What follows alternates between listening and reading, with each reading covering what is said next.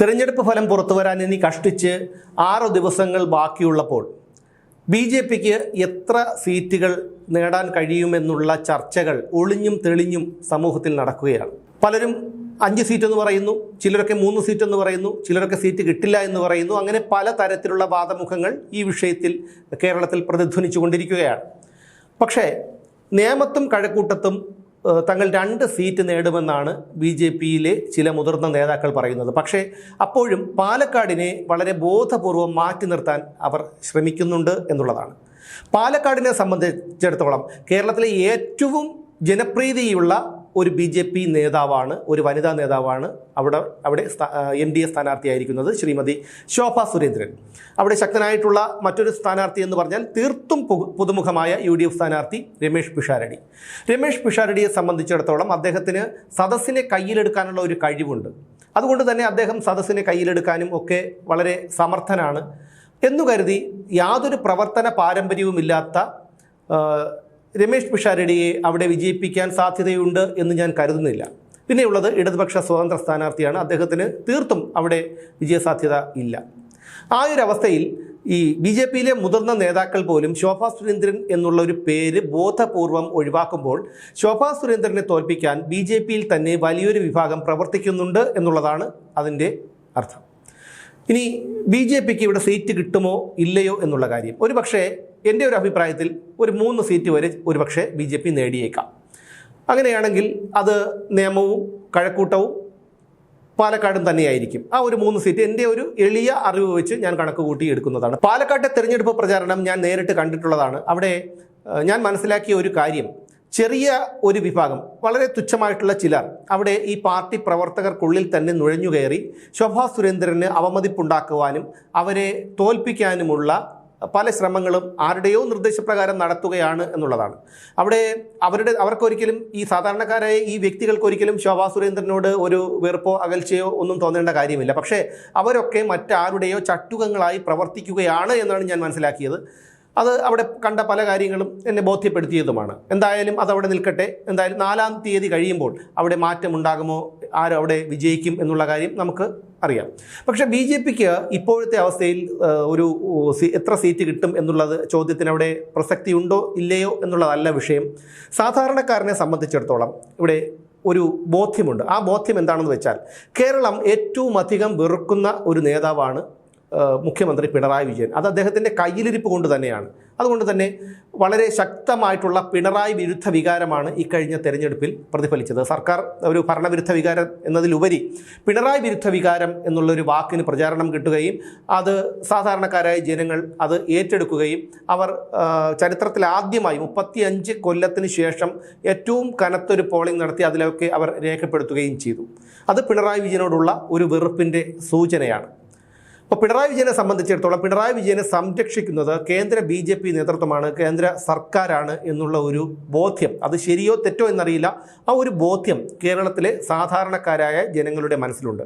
അതിൻ്റെ ഉദാഹരണം ലാവ്ലിൻ കേസുമായി ബന്ധപ്പെട്ട് രാജ്യത്തെ പരമോന്നത കോടതിയായ സുപ്രീം കോടതി ഇപ്പോഴും 48ഓ 49ഓ തവണകളായി പിണറായി വിജയൻ പ്രതിയായ ലാവ്ലിൻ കേസ് പരിഗണിക്കാതെ മാറ്റിവെക്കുന്നതാണ്. 2023 അന്നത്തെ സുപ്രീം കോടതി ചീഫ് ജസ്റ്റിസ് ഒഴിവാകുന്ന സമയത്ത്, അദ്ദേഹം സ്ഥാനമൊഴിയുന്ന സമയത്ത് അന്ന് 28ഓ 30ഓ തവണയാണ് ലാവ്ലിൻ കേസ് മാറ്റിവെച്ചിട്ടുള്ളത്. ഇക്കാര്യം അദ്ദേഹത്തിൻ്റെ ശ്രദ്ധയിൽപ്പെടുത്തുകയും അദ്ദേഹം അത്ഭുതം രേഖപ്പെടുത്തിക്കൊണ്ട് അന്ന് പറഞ്ഞത് എന്തു വന്നാലും സെപ്റ്റംബർ 13-ാം തീയതി ആ കേസ് പരിഗണിക്കണം എന്നുമാണ്. അതായത് 2023 സെപ്റ്റംബർ 13-ാം തീയതി. ഇത് നടക്കുന്നത് 2023 ഓഗസ്റ്റിലാണെന്നാണ് എൻ്റെ ഓർമ്മ.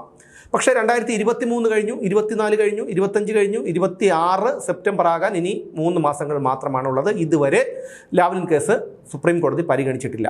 ഇത് തീർച്ചയായും അത് കേന്ദ്ര സർക്കാരിൻ്റെ ഇടപെടൽ കൊണ്ടാണ്, കേന്ദ്ര BJP നേതൃത്വത്തിൻ്റെ ഇടപെടൽ കൊണ്ടാണെന്നാണ് കേരളത്തിലെ ഒരു വിഭാഗം ജനങ്ങൾ വിശ്വസിക്കുന്നത്. ഇനി മുഖ്യമന്ത്രിയുടെ മകൾ വീണ പ്രതിയായ മാസപ്പടി കേസ്, ഈ കേസ് റദ്ദാക്കണമെന്നാവശ്യപ്പെട്ടുകൊണ്ട് CMRL സമീപിച്ചത് ഡൽഹി ഹൈക്കോടതിയാണ്.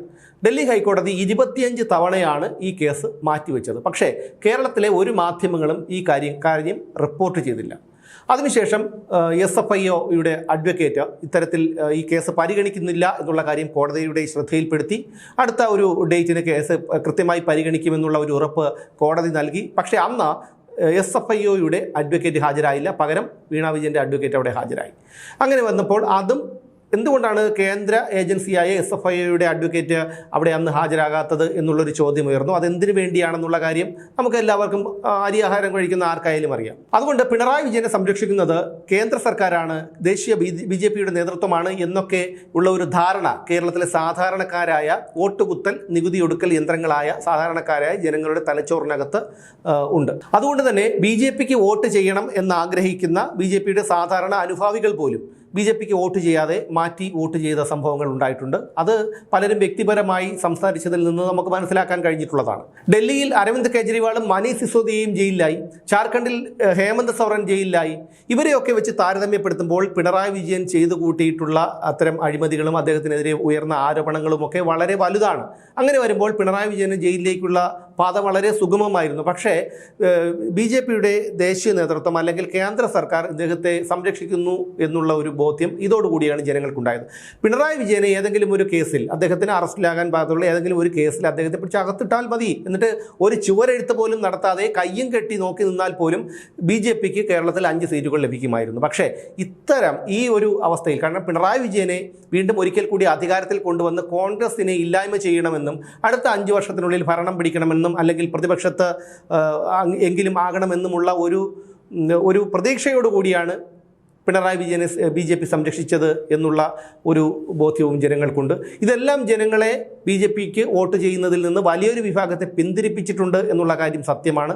അതുകൊണ്ട് മെയ് 4-ാം തീയതി കഴിയുമ്പോൾ BJP എത്ര സീറ്റ് പിടിക്കും എന്നുള്ള കാര്യം നമുക്കറിയാൻ കഴിയും. ഒരുപക്ഷെ ഒരു സീറ്റ് പിടിച്ചില്ലെങ്കിലും അത്ഭുതപ്പെടേണ്ട കാര്യമില്ല. അതിൻ്റെ കാരണം ഇതാണ്, പിണറായി വിജയനെ സംരക്ഷിക്കുന്നു എന്നുള്ളൊരു ബോധ്യം, ഒരു തോന്നൽ കേരള സമൂഹത്തിനുണ്ട്. അത് ആ ഒരു ഒറ്റ കാരണം കൊണ്ട് മാത്രമാണ് BJPക്ക് ഒരു സീറ്റ് പോലും കിട്ടാതാകുന്നതും. ഇനി BJP കേരളത്തിൽ 1-2 സീറ്റുകൾ നേടിയാലും അത്ഭുതപ്പെടേണ്ട കാര്യമൊന്നുമില്ല. അതിന് കാരണം കേന്ദ്രത്തിൻ്റെ വികസനങ്ങൾ സാധാരണക്കാരിലേക്കും എത്തിയിട്ടുണ്ട്. കാരണം മുമ്പുള്ള ഒരു സർക്കാരിനേക്കാളും എന്തുകൊണ്ടും മെച്ചപ്പെട്ട സർക്കാരാണ് രാജ്യം ഭരിക്കുന്നതെന്നും അതിൻ്റേതായ മാറ്റങ്ങൾ രാജ്യത്തുണ്ടാകും എന്നുള്ള ഒരു ബോധ്യം ഒരു വലിയ വിഭാഗം, മതം തലയ്ക്ക് പിടിക്കാത്ത, രാഷ്ട്രീയം തലയ്ക്ക് പിടിക്കാത്ത ഒരു വലിയ വിഭാഗം ജനത്തിന് ബോധ്യമുണ്ട്. അവരാണ് ആ 2 സീറ്റുകൾ, കിട്ടാവുന്ന സീറ്റുകൾ നേടിക്കൊടുക്കാൻ BJPയെ സഹായിക്കുന്നത്.